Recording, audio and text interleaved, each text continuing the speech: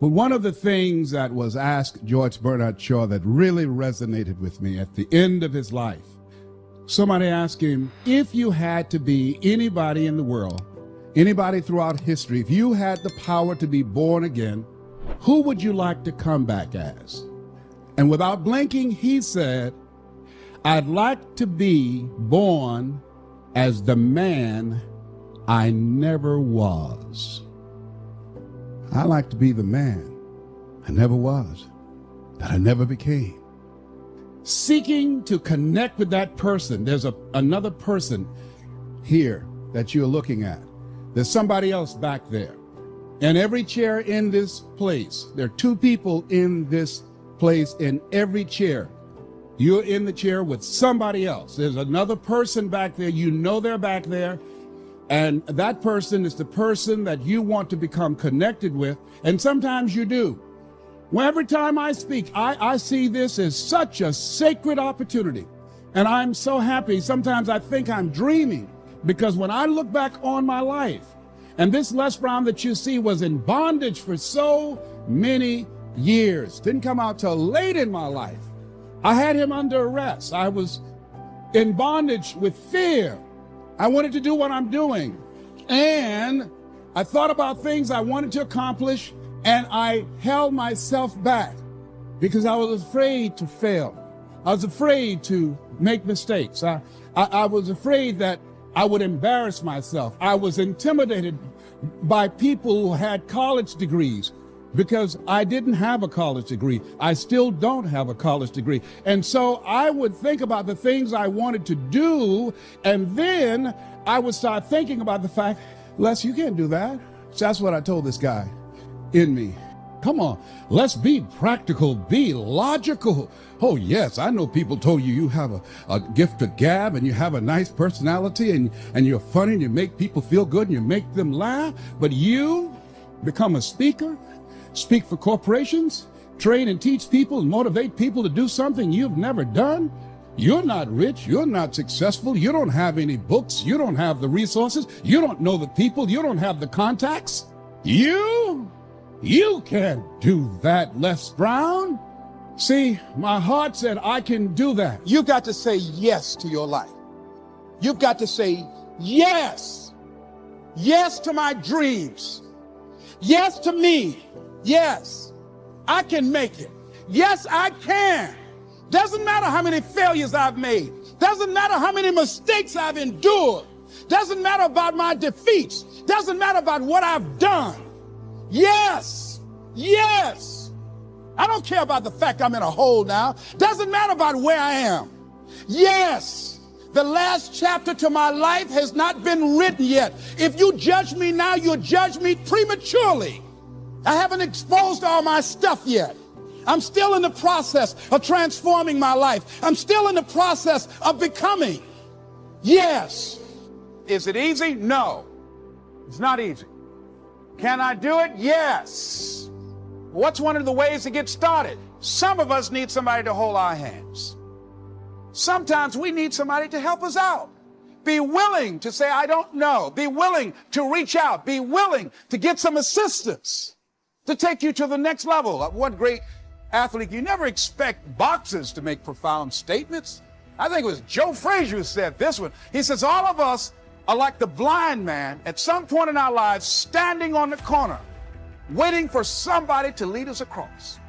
So all of us at some point in our lives need some help, need someone to reach out to us, to throw out the lifeline, to help us go across some treacherous waters that we couldn't navigate by ourselves. None of us do it by ourselves. All of us at some point in our lives. We need that kind of help. We need that kind of assistance, because we grow from the people we have in our lives that can enrich our lives personally, professionally, spiritually, and all the dimensions of our lives. We don't grow in a vacuum. So as you look at yourself, what are the fears you have that maybe you need some help in strengthening yourself in that area? As you assess your strengths and your weaknesses, as you begin to approve yourself and your passions and your dreams and your goals and the things that you want, if you decide to experience all of your true potential, as you decide to manifest all of your greatness, as you decide, wait a minute, what else is available to me out here if I decided to experience the fear of rejection, The fear of no, the fear of failure, the fear of standing by myself. What else is available? Of taking a chance, a fear of losing it all. What else is available to me that will bring some extra meaning and value? The fear of people not liking me. You know how many people do things they don't want to do because they want everybody to like them? Everybody's not going to like you. No, it's just not that kind of world. But you know, there are a lot of people who won't take positions on issues, who won't take a stand for things they believe in, who won't speak up for themselves because they don't want to make anybody mad. You can't please everybody. But there are people who have the fear of rocking the boat. So they just go alone in life, just go alone. Well, how do you feel? Well, I don't really want to say. How many of you know people like that? Raise your hand. These people aren't living life. They're not truly experiencing life. What do you really want to do? Well, I don't like this, but I guess I'll go ahead on and do it. No! The life is too short for that. Too short and unpredictable, moseying through. Not trying to disturb anything, not trying to shake anything up, not trying to make any waves.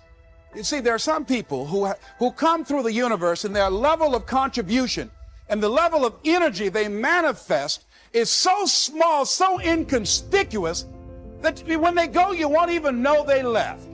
I mean, there are people who die on jobs, and you say, hey, where's John? Oh, John been dead 6 months. You're kidding. No. Is that right? Yeah. I didn't know. Why did somebody say, well, I guess we didn't miss him.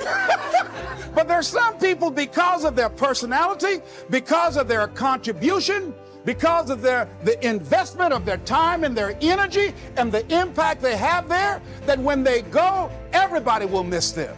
See, when Mother Teresa checks out, everybody will know.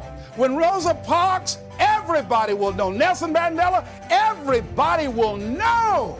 Why? Because of their contribution. See, but there's some people, because their contribution is so small, no one will care.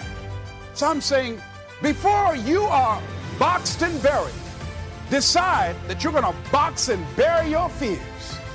Decide that you're going to begin to live life on a new level, seeking out new horizons, that you're going to find more love and more joy and more ways to give more to life. God said something, I love this. He says, everything a man does for himself, guess what? He takes with him. But everything he does for others, he leaves behind. So when you begin to say, what is it that I want to leave? What contribution that I want to begin to make? What difference do I want to make in life? What is it that I want to do with the rest of the life that I have left? What chances I need to take? What risks do I need to begin to embrace? What fears do I need to step on?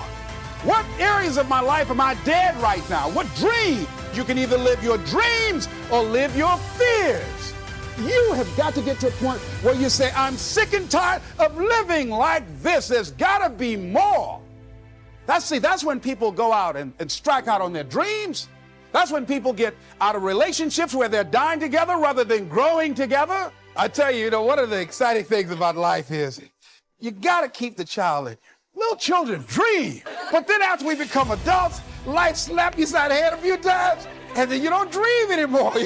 Bigger Thomas in the book, The Invisible Man, I think it was, he said, the impulse to dream has been slowly beaten out of me through the experience of life. And most people, ladies and gentlemen, have stopped living their dreams because of the lessons they've learned from life or things they've picked up because we've only been born with two fears.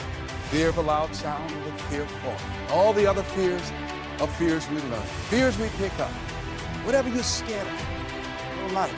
Value you brought to the planet, or hormone, whatever you think. You're stronger. So as we begin to look toward the future and look at what will it take for us to break through those fears. One, acknowledging the fear, knowing it's all right. Some fears help. Beginning to know that your dreams, your passions, your drive to achieve whatever it is you want, as it has more power and meaning, it will move you past your fear.